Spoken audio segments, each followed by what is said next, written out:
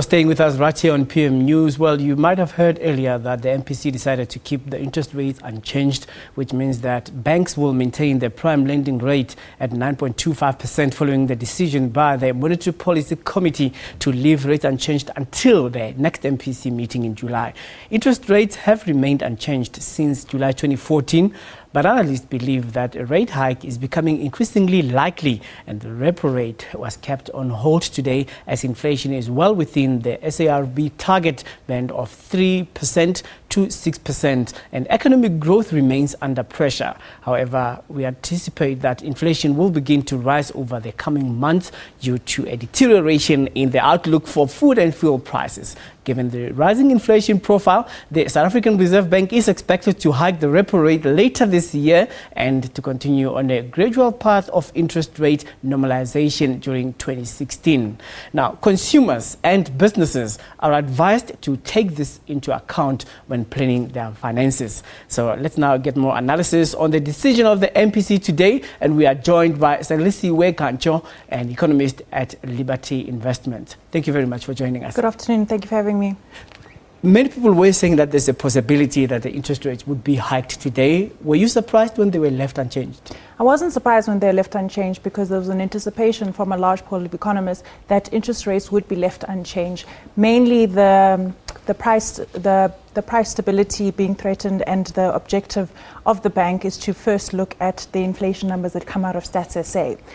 Still under pressure, when a different scenario or economic climate that we find ourselves in today than we found ourselves in January, when we enjoyed those relatively low petrol price. So with the relatively low petrol price back then, took off the pressure on inflation, and now we're back into the little bit of a higher international oil prices, which speaks for the inflation outlook being having deteriorated. So what prospects do we have that the trajectory of interest rates normalization would be on the upside? Should we expect tough economic times ahead? Look, we should expect the narrative is definitely subdued growth in South Africa, and coming from the old governor, Jill Marcus, and entering into the new governor, we have always known that the interest rates are on a rising interest rate cycle. So the next sort of expectation, if there's any movement, is in a hike in interest rates. So the benchmark for that, or rather the point of reference, is the fact that we are in a rising interest rate cycle. Question of when that will take place is largely the bank looking at the world climate from the outside in, looking at the large, bigger players in the world, the USA having yet not hiked interest rates, and a surprise repo rate cut from China. So you've got these mixed signals coming out from key markets, and which gives South Africa room to keep rates on hold in a rising interest rate cycle. Now, looking at the world economic play, the way it's unfolding right now, we are seeing a very different perspective from Brazil, for example, which the economy is on the downside. And looking at the ECB, which had a tapering there, and the US now actually being very, very careful in terms of not hastily increasing interest rates. Correct. How are these exogenous factors going to affect the local economic constraints so that we see what will happen after July? Because at the moment, I actually am in the dark at what's going to happen.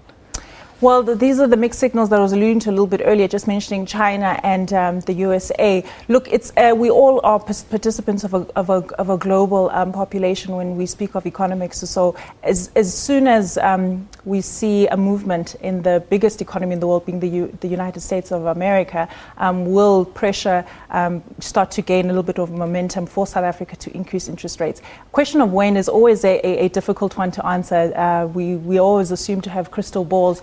But at this, I can safely say for the rest of the year, there is and I'm being cautious in my choice of words, for the rest of the year, there should be a stable interest rates, yeah. All right, we're going to have to leave it there. Thank you so much for your perspective. We'll see what happens, and the ball will stop rolling until it reaches the wall. Absolutely. Okay.